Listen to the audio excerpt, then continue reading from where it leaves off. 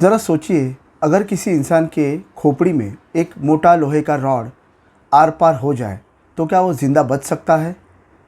अगर बच भी जाए तो क्या वो वही इंसान रह जाएगा जो पहले था? यही कहानी है फिनियस गेज की। एक ऐसा मामला जिसने डॉक्टरों को हिला के रख दिया, जिसने साइंस को ये सोचने पे मजबूर कर दिया कि हमारी असली पहचान दिमाग के किस हिस्से में छुपी हुई होती है।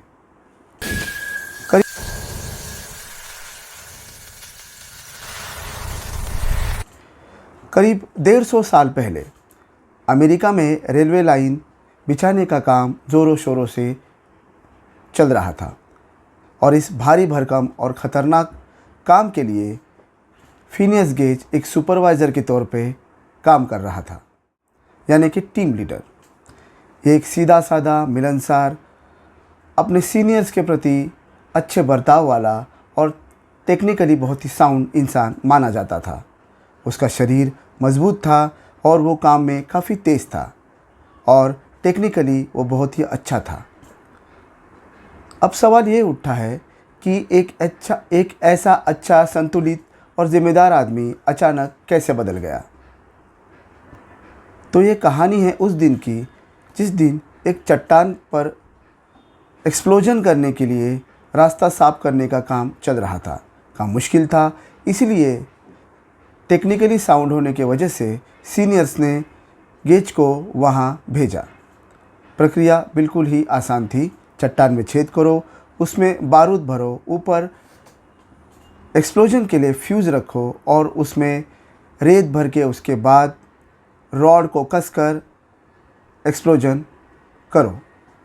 लेकिन उस दिन कुछ गड़बड़ हो गई। रेत बिना भरे ही गेज ने लोहे के रॉड को अंदर ठोकना शुरू कर दिया। घर्षण से चिंगारी निकली, बारूद फटा और हाथ में पकड़ी हुई रॉड इतनी ज़ोर से उड़ी कि उसके बाएं गाल से होकर खोपड़ी के दाई हिस्से से निकलती हुई लगभग 25 फुट दूर जाके गिरी। धमाका इतना तेज़ था कि कुछ पलक झपकने से पहले ही गेज के खोपड़ी में एक छेद हो गया। आसपास के लोग सत्ते में आ गए। उन्हें समझ में नहीं आ रहा था कि क्या हो रहा है। जैसे ही वो गेज को संभलने के लिए आगे दौड़े, गेज खुद उठकर खड़ा हो गया और सामान्य तरीके से लोगों से बात करने लगा कि जैसे कुछ हुआ ही नहीं है, हालांकि उसके खोपड़ी में आर पार छेद हो चुका था। क्या यह संभव है कि दिमाग में इतना बड़ा छेद हो और इंसान फिर भी सामान्य तौर पे बातें कर रहा हो? डॉक्टरों ने तुरंत उसका इलाज किया। खोपड़ी की हड्डी जितनी जुड़ सकती थी उतनी जोड़ने की कोशिश की, पट्टियाँ बांधी और इंजेक्शन दे दिया गया। कुछ समय के लिए इन्फेक्शन की वजह से उसे बुखार आया, लेकिन वो इससे आश्चर्यजनक तौर से निकल गया और चलने फिरने लगा और कुछ हफ्ते बाद ही अपने काम पे वापस लौट गया। बाहर से देखा जाए तो सिर्फ सर के दोनों तरफ आर पार छेद हुआ था और उस भयानक हादसे की सिर्फ उतनी ही याद थी, लेकिन असली चोट अंदर थी जो किसी को दिखाई नहीं दे रही थी। शारीरिक रूप से वो लगभग पहले जैसा ही रहा, लेकिन मानसिक रूप से वो पहले जैसा फिनियस नहीं था, जो बिल्कुल मिलनसार और सबके प्रति रिस्पेक्टेड था। उसके स्वभाव में जड़ से बदलाव आया। मुंह में गालियाँ अक्सर आने लगी। लोग सोचने लगे कि ये हादसे की वजह से उसे आई हुई निराशा का प्रभाव है।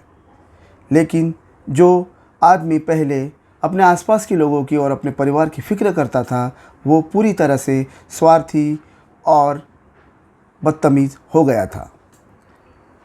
अब सवाल ये उठता है कि जब दिमाग का एक हिस्सा बदलता है तो क्या इसका प्रभाव हमारे स्वभाव और किरदार पर पड़ता है? क्या हमारा असली में दिमाग के अंदर ही है? डॉक्टरों ने उसे छोड़ा नहीं। वो लगातार इलाज करते रहे और उसके दिमाग और शरीर की हालत में लगातार रिकॉर्ड्स और ऑब्जर्वेशन रखते रहे। उसे बदली हुई मानसिक स्थिति में करीब 12 साल तक पाया गया। धीरे धीरे उसे दौरे पड़ने लगे, सेहत गिरती गई और आखिरकार उसने 12 साल के बाद इस दुनिया को अलविदा कह दिया। लेकिन उसकी कहानी यही ख़त्म नहीं होती। लगभग 150 साल बाद एंटोनियो और हेनरिएटा डामासियो नाम के दो मशहूर न्यूरोसाइंटिस्ट ने पुराने मेडिकल नोट्स उठाए और उन्हीं की मदद से फिनियस गेज के दिमाग का कंप्यूटर मॉडल तैयार किया। फिर उन्होंने उस मॉडल की तुलना उन मरीजों से की जो अलग अलग तरह की दिमागी बीमारियों से जूझ रहे थे। वैज्ञानिक नज़र से देखें तो यह एक तरह का टाइम ट्रैवल रिसर्च ही था। एक पुराना केस और आधुनिक तकनीक एक साथ मिलके एक नए व्यापक शोध की कल्पना कर रहे थे। पहला नतीजा यह था कि दिमाग का जो हिस्सा अपने कपाल और माथे के पीछे होता है वो इंसान के व्यक्तित्व को कंट्रोल करने की महत्वपूर्ण भूमिका निभाता है। यानी सिर्फ याददाश्त या चलना फिरना ही नहीं, बल्कि हम कैसे इंसान हैं, हमारा स्वभाव और बर्ताव दूसरों के प्रति कैसा है, इसका भी पूरा कंट्रोल हमारे दिमाग के ही हाथ में होता है।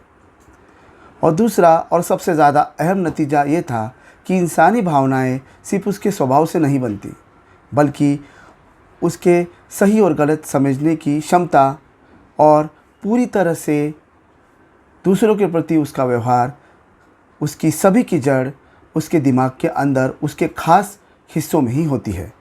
इसलिए फिनियस गेज का केस आज आधुनिक न्यूरोसाइंस में भावनाओं और व्यक्तित्व को समझने के लिए एक आदर्श माना जाता है।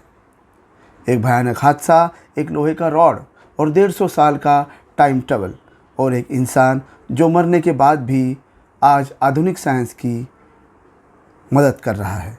आप इसके बारे में क्या सोचते हैं? कमेंट में लिखकर मुझे बताइए और मैं मिलता हूँ अगली कहानी के साथ।